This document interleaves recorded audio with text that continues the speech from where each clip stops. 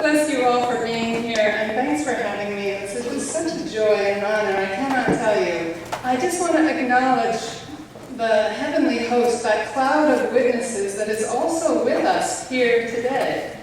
That we are constantly in the presence of angels. There is a guardian angel for every soul in this room, and so I salute your guardian angels. And I thank them for their presence here, for guiding you here. Thank you. For guiding you here, protecting you, for praying for you at every moment so that you can be open to whatever God is saying to you in his walk with you today. So I thank you, beautiful angels, for your faithfulness, your commitment, for beholding the face of God in heaven, while you love us here in time. Just an incredible thought to have each day. This is the day the Lord has made. Let us rejoice and be glad in it. We are never alone. Amen? Amen. Now, I have a lot of papers here. I'll be going on and off these notes because I just need something to guide me so I don't talk to you for 3 hours instead of 40 minutes. So this is an act of mercy right here. I just want you to be aware. Okay.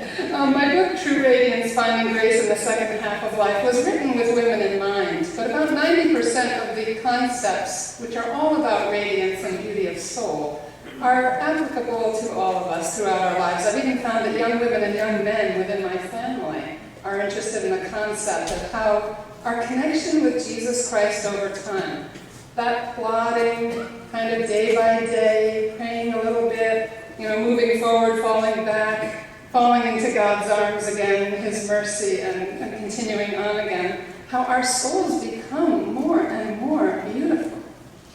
That beauty is not limited to women or men. It is just the way we are. We image Christ. It's an incredible thing to ponder, that when we imitate him, we are the most ourselves.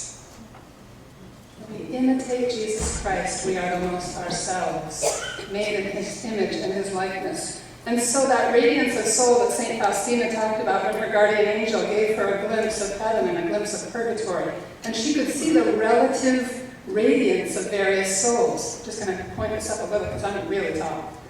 And so there's that sense of how much of the love of God is unleashed in a person's soul. That is authentic beauty. That is not only enduring beauty, that is growing, increasing beauty, because God is generous, and every step toward him is a step toward ultimate beauty, good, truth, goodness, truth, purity, all of that holiness that our souls crave.